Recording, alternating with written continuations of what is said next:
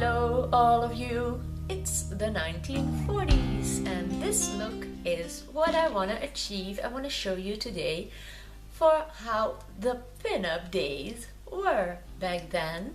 And they did have huge curls and they did have their hair very strange in rolls and motions and stuffs and all.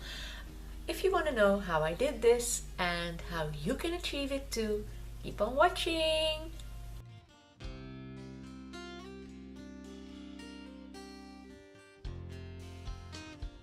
Hello again, my cuties of all cutienesses. Now don't think that I'm gonna play Minnie Mouse or anything today. I have tried to create the curls, the bun looking like curls and stuff they did in the 40s. Never mind the hair, please. I am gonna keep it all about the makeup. That's more my cup of tea. So for this makeup look, there is really not much to be done. The only thing that's very important is a very flawless skin. So I'm starting off with a very good primer.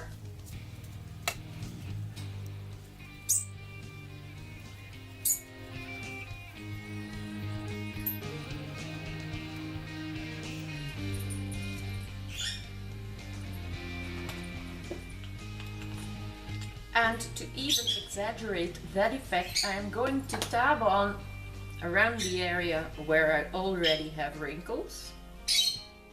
Now, I don't know how these buns were supposed to lay or be or whatever. If they keep on bugging me, I'm gonna take my wig off. Now I'm gonna add some extra primer, silicone based, to really try to get that flawless skin, as they also kept on in that decade. Now the makeup from the 20s was all about huge eyes. The makeup from the 40s was all about small eye makeup. And I keep on fighting my wig. There. I don't care how it's hanging, I don't care how it looks. I will adjust that after the makeup. Now the makeup is primary to everything. So I had a wild night, okay? But my makeup is after that wild night still perfectly okay. So now I'm gonna apply with a buffing brush my foundation, and it's from Essence Stay All Day 16 hours. So it must still be perfect after being out in a club.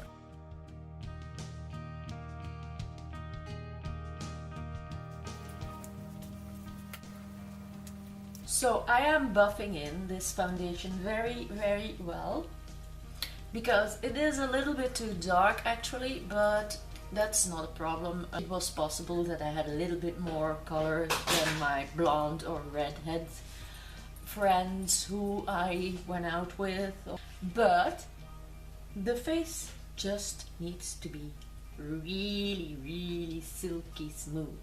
So I'm now gonna set this with my Essence All About Matte Fixing Compact Powder. I might be better off putting a little bit of concealer on first, so I do lighten up some spots where the light would fall in when I come out of the club where I was last night, as you know. So the nose, the T-zone, and especially the under eye area, because we don't want to look tired, we don't want to have any fatigue from the French word fatigué. So I am gonna make my blender very wet. My sponge a little damp. But as you know, I love fooling around a little bit with my videos.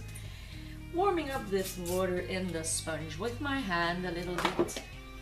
We're gonna start dabbing in the foundation, the concealer, and mix it all very smoothly together so we get a very, very smooth canvas. Now you must be wondering why I smear it out around my mouth. Well, there's just one stupid simple reason. I'm wrinkling. I'm getting older and I'm getting wrinkles, and I really want to fill them up with concealer so that they do not give too much of a shade and they're less visible, of course. Now, in the pin-up times, it was all about matte. You had to be very, very smooth. There was no real extraordinary highlighting or so. It was all about being matte. So with my all about matte powder, I'm gonna set everything with my biggest Real Techniques brush,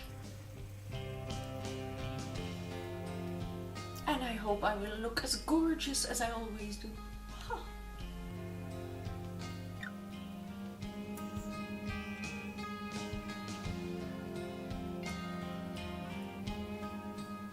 Now in my case, my skin seems to be a very, very huge fan of Essence, as I always crease up completely in the under eye area, and with the Essence products I don't have it.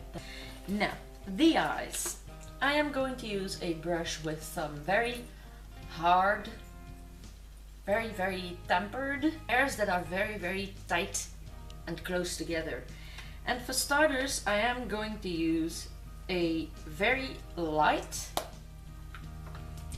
color from my brow kit, and I'm going to use that to apply all over the lid, from the brows to the lashes.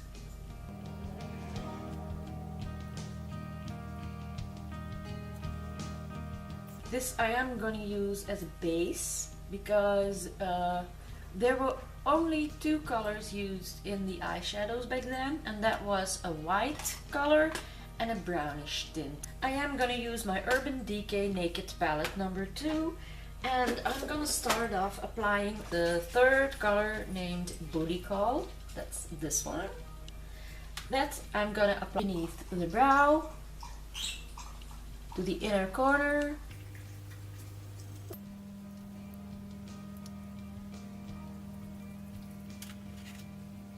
that's that. Now I am going to take the shorter side of the brush, which has very, very firm bristles, very, very tightened together, and I'm gonna take color Tease, which I'm gonna apply very deep in the crease. And it's not to make a big statement or anything, it's just to deepen out the eye socket to make sure that you have a really deep set eye.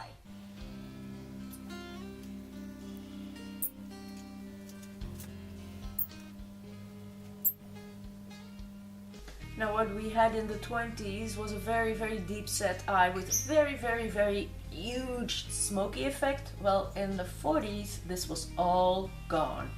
You did have the deep set eye, but it was, and I'm taking the other side again of my brush and going in the same color Tease. I'm gonna blend the tiniest bit to the outside.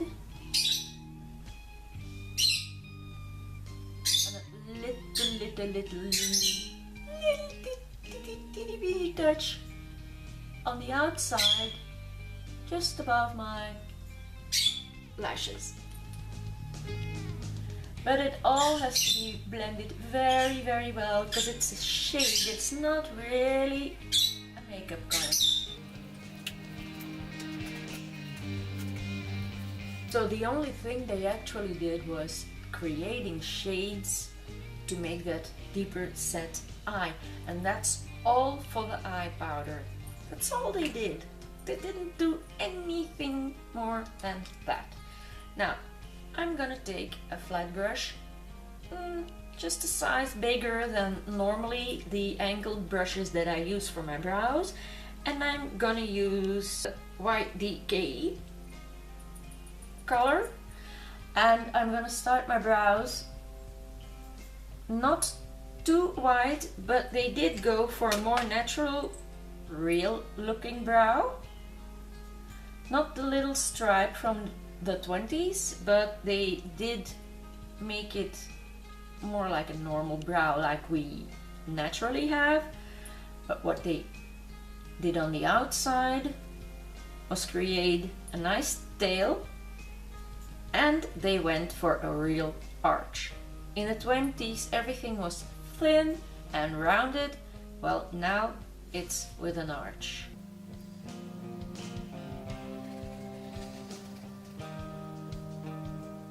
Going to the outside, I added a tiny little touch of black together with the brown, as I am wearing a black wig, so I'm supposed to have darker brows too.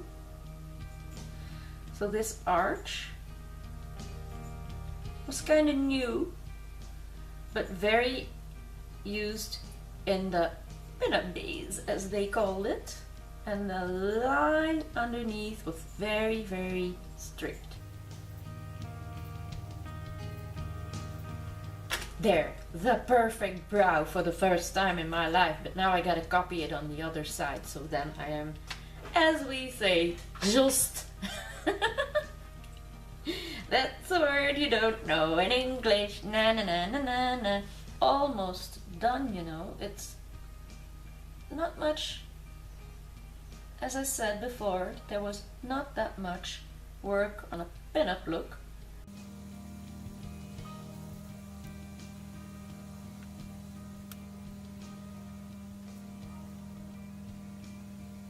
Now the eye look was very simple. I'm taking a felt tip eyeliner, and you make the slightest, thinnest line along the lash, not in the tear dot area,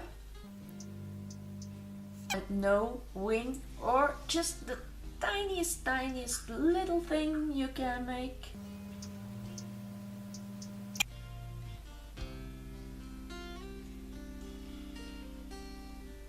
As you can see, I did make a wing, but a very, very tiny one, and just one thin line. And we are not touching the lower eyelid. It's gonna be completely bare. Now on the lid, some people did make the eye a little bit more round by adding just a bit more, like that. That would be the very, very maximum.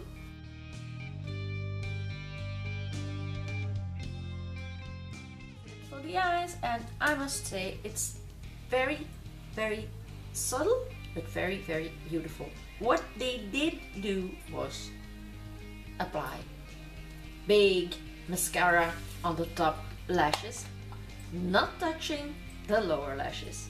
So I'm gonna give mine a little curl.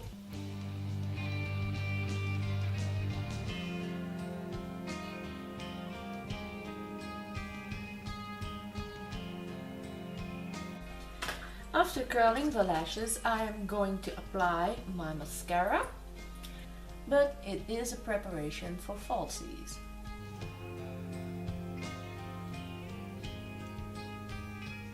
There.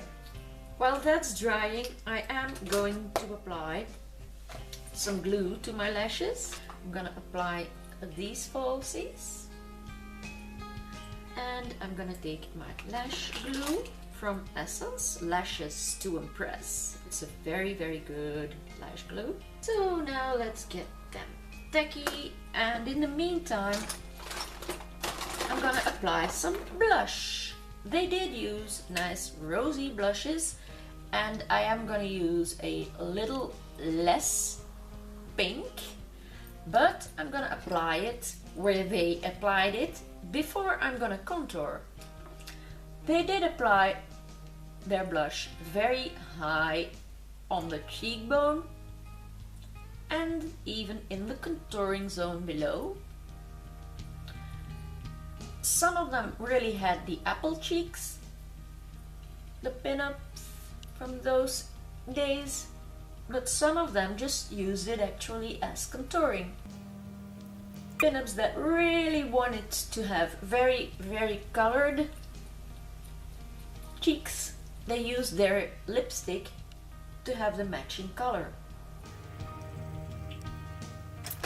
I'm not gonna.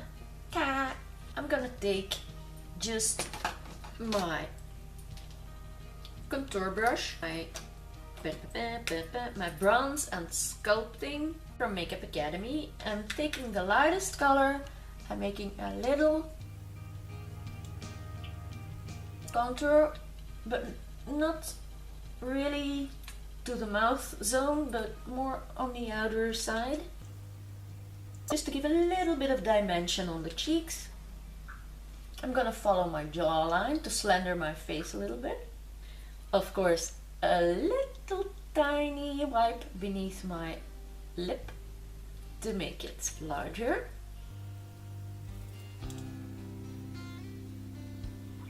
That's that. No highlighter, it was all about matte.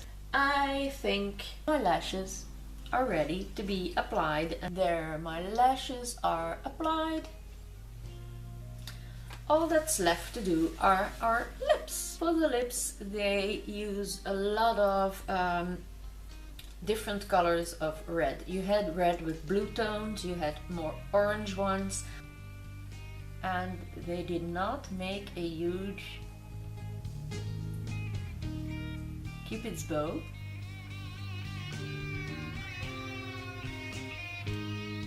Not like 20 years before. This was more a slender upper lip, and they still didn't go very far out, but they did have pouty lips.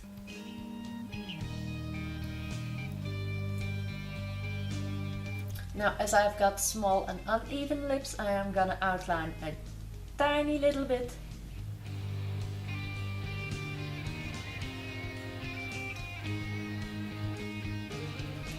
There. Now, I'm gonna apply just this purple undertones but still red lipstick. It's from the Balm, number 8.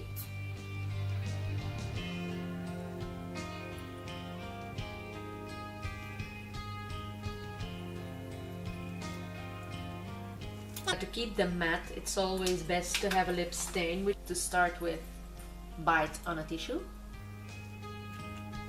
So you have matte lips too. Look, I'm gonna add this Essence shiny gloss, but I'm putting it underneath a lip stain that I'm gonna apply, which is gonna give a different color, but with the gloss underneath it cannot stain that hard. And it's a matte drying one. It'll be much easier to take off. Now just that little touch of mascara. Blend mine with the fake lashes.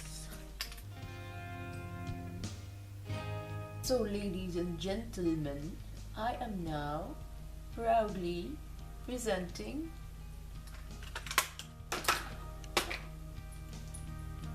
my pin-up look, and these puffs can be a little bit more flat. This is the final result. I hope you all enjoyed watching it. As always, my love for makeup spread all over to you, and this is my look from the 40s in my series of 20-year jumps that I am doing, and it's day 9 in my 30 days marathon of April 2016. Thanks for watching. Bye bye.